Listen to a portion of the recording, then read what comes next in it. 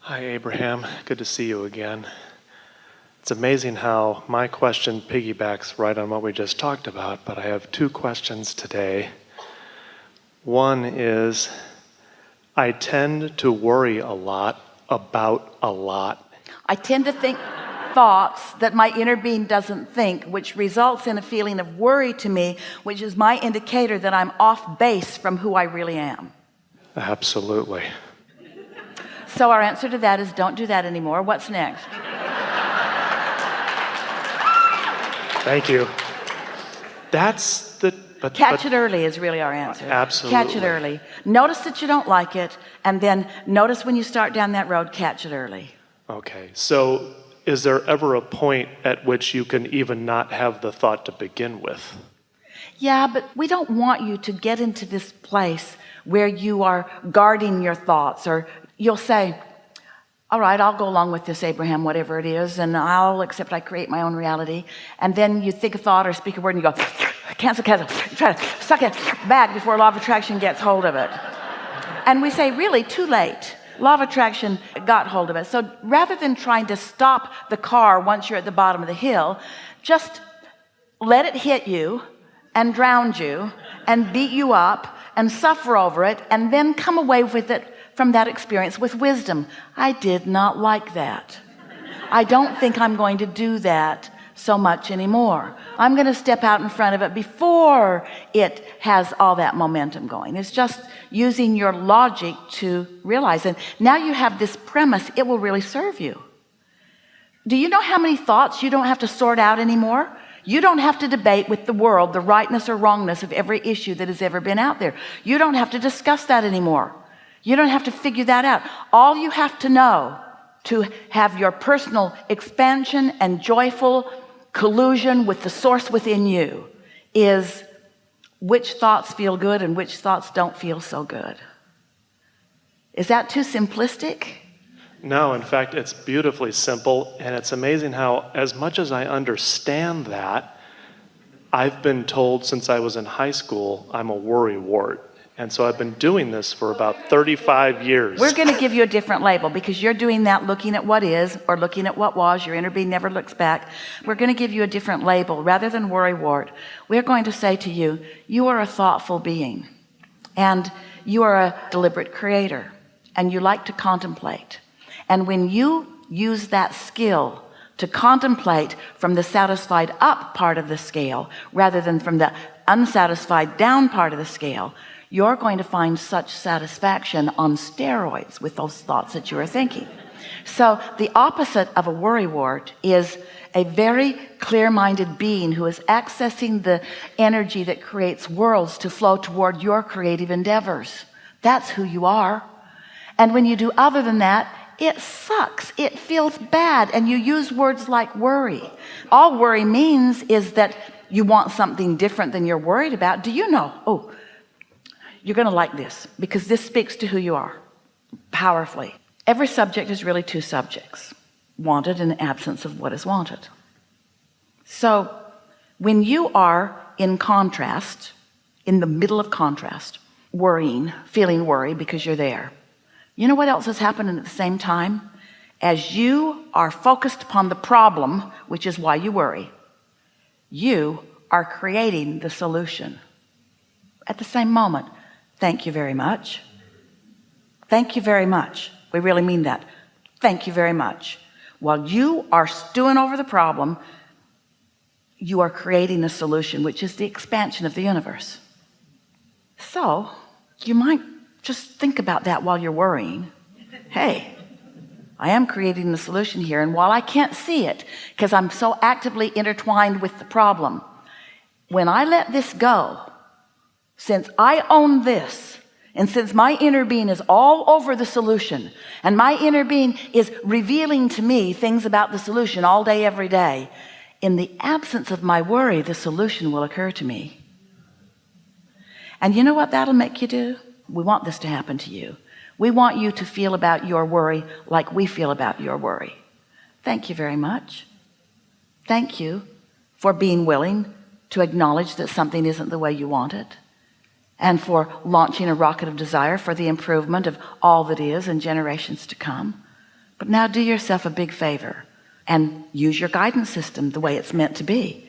As soon as you can, turn your attention toward what you're wanting. And so sometimes those subjects that you've worried about for a long time, they'll keep coming to you, so you can just sort of chip the edges off of them a little bit at a time. Because every time you feel a little relief, your vibration is where you last left it. So as you're really worried about something, but then you talk about these general concepts and you remind yourself that you're creating solutions, then you've moved it to a different place. And in time, that worry is going to be more like satisfaction, where you have more creative control. Don't ask yourself to defy the laws of the universe. Don't ask yourself to stand at the bottom of the bay and stop that momentum. Stop it sooner. And be proud of yourself for being knocked over by momentum enough times to help you make a new decision. And my new decision is, I don't want to worry so much. My new decision is, I want to be more aware of my guidance system. My new decision is, I want to be more in sync with who I really am. That helps me. Thank you. There was something else? One other thing, yes. My wife and I have a business of selling artwork for 3 years now. To be right to the point, the point doesn't help you all that much, does it? Because you're about to activate a what is that you don't like. Yeah. And because you're doing it with Abraham, you think you're going to get away with it. But that is what causes worry. That is what causes resistance, because you're about to say something that is the opposite of what you want. Correct. So try something new here. What do you want relative to your business? We want to sell artwork. One day there was someone sitting in the hot seat who had a house they wanted to sell. Been on the market for a while. And we said, why do you want to sell it? And they said, because it's too small for us. It's getting kind of run down. Some of the things don't work anymore. And we said, so this is the advertisement you're sending to the universe. Come and buy this decrepit place from us that we no longer want. How's it working out? So then we ask, how did you feel about that house when you first found it? They said, oh, our family was young. We were so excited about this house. It was just right for us. We could afford it. It was in the perfect place. We didn't have much furniture, but we kept going and buying another piece. And every weekend we'd go buy another plant or another tree and we'd plant it. And we said, now that's the advertisement that you're sending to the universe. And then a message came to the office. In less than 10 days, that house sold. Because what they were emitting to the universe was something that matched what people were looking for. Nobody is looking for art that doesn't sell.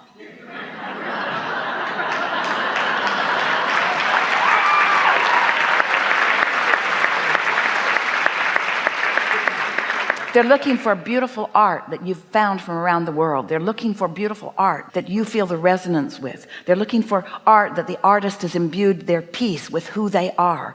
They're looking for pieces that make them feel. They're looking for pieces that match their spaces. All kinds of people are looking for what you have. And when that's the vibration that you're emanating, those people will flock to you. Now let's take the conversation we were having earlier. Let's bring it here. The vibration that you're offering of disappointment and concern and worry, what kind of art buyers match up with that? People that don't have any money, people who don't know what looks good where, people who can't make up their mind, people who are bored, people who have no taste at all. Really, you see what we're getting at? If you're emanating that vibration, then that's what you're rendezvousing with. People who can't get out of bed, people who don't get in their car and go anywhere, people who just want to watch TV all day. But when you send this advertisement to the universe, when you get excited about your gallery, when you get excited about your pieces, when you feel the beauty of them and you feel the appreciation for the creation of them, and that's what you're emanating, a whole different segment of society will come to you. And it doesn't matter by what path you think they're going to come, because they don't ever come through the path you think they're going to come. Somebody will tell somebody, will tell somebody, will tell somebody, will tell somebody. All kinds of inspiration will come to you. And the process of enlivening your path will be a life-giving process to you too. You'll look back on those days because you know what you remember most? You remember most, even though we're not encouraging you to spend very much time remembering. You remember when momentum is beginning. You remember those moments from relief into some momentum. And hear this. This is the most significant thing that we've said all day. When you find yourself comfortably resting in satisfaction, where you are in the control of whether you go more or less satisfied, in this satisfied end of the equation where there's no resistance, momentum picks up speed so quickly. You know why? Your inner being's all over it.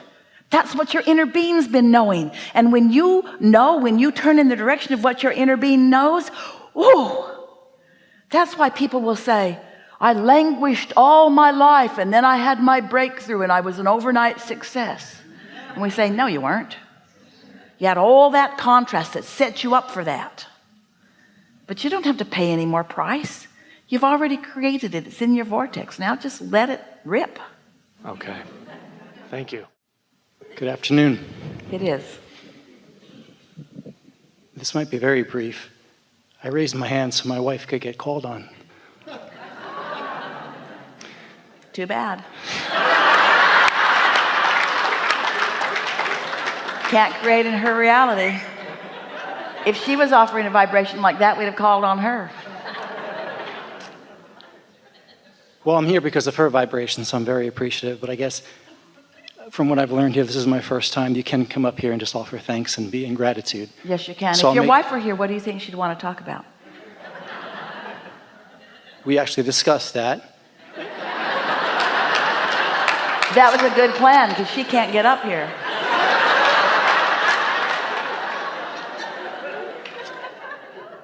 What we're getting at, often you can hear the answer to your question much better from out there than you can from up here. I'll do my best to recall and deliver. So my wife is a very talented and wonderful pediatrician in addition to being a great wife. She's writing a children's book. She's been a fan of yours and the movement, the momentum, the positive rockets for a long time. And she wants to share that even more so in her profession. Would you tell her next time you see her? Yes. That we would be happy to collaborate with her on this book. It's time. It's time.